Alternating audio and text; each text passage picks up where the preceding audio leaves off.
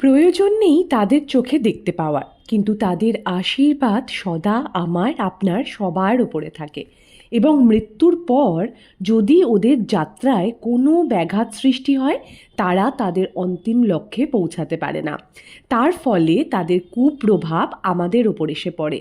ফলে শারীরিক ভোগান্তি, কাজে বাধা, ঘন ঘন বিপদের সম্মুখীন হওয়া ইত্যাদি ঝামেলার মধ্যে আমাদের পড়তে হয়। এতক্ষণে আশা করি বুঝেই গেছেন আমি আমার আপনার পূর্বপুরুষের কথা বলছি। এই বছরের শেষ অমাবস্যা, যা পৌষ অমাবস্যা নামেও পরিচিত, তা পালিত হতে চলেছে 19শে ডিসেম্বর 2025 শুক্রবার দিন। তিথি শুরু হচ্ছে 19শে ডিসেম্বর ভোর 4:59 এবং তিথি শেষ হচ্ছে 20 ডিসেম্বর শনিবার সকাল 7:12।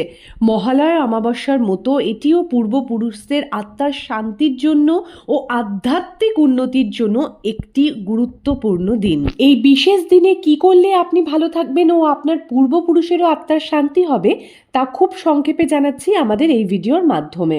তার আগে এইরূপ আরও পৌরাণিক তথ্য পেতে অবশ্যই আমাদের চ্যানেলটিকে সাবস্ক্রাইব করে নেবেন। এই বিশেষ দিনে আপনি সর্বপ্রথম যেটি করবেন তা হলো সূর্যদেবের উপাসনা। স্নান করে পবিত্র বস্ত্র পরে সূর্যদেবকে জল অর্পণ করবেন।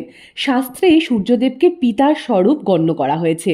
এছাড়া আপনি তর্পণ করতে পারেন, পিণ্ডদান দিতে পারেন। এছাড়া পিপল গাছের তলায় প্রদীপ জ্বালিয়ে তিল শস্য দান করতে পারেন, এতে বিশেষ ফল পাওয়া যাবে। পারিবারিক শান্তি ও কর্মজট মুক্তির জন্য এই অমাবস্যার বিশেষ ফল পাওয়া যায় যদি তা সঠিকভাবে পালিত হয়ে থাকে।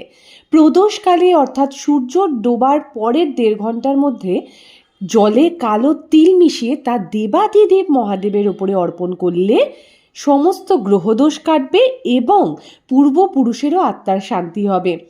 এবং তারই সাথে প্রভুকে ধূপ দ্বীপ জ্বালিয়ে অন্তরের সমস্ত প্রার্থনা করবেন যাতে আপনার পূর্বপুরুষেরা এই মুহূর্তে দাঁড়িয়ে যেখানেই থাকুক না কেন তাদের আত্মার যেন শান্তি হয়। শারীরিক সামর্থ্য অনুযায়ী উপবাস করবেন, আমিষ খাবার খাবেন না, নেশাদ্রব্য থেকে দূরে থাকবেন, আর যতটা পারবেন নাম জপ করবেন। আর যদি কোনো বিশেষ মন্ত্র আপনারা নিয়ত উচ্চারণ করে থাকেন বা পাঠ করে থাকেন, সেই মন্ত্রটি অধিক থেকে অধিকভাবে অমাবস্যার দিন পাঠ করবেন। আজকের ভিডিও আমরা এখানে শেষ করছি। ভিডিওটি কেমন লাগলো কমেন্ট করে জানাতে ভুলবেন না। চ্যানেলটিকে অবশ্যই সাবস্ক্রাইব করবেন আর বলতে ভুলবেন না, হর হর মহাদেব, ওম নমঃ শিবায়।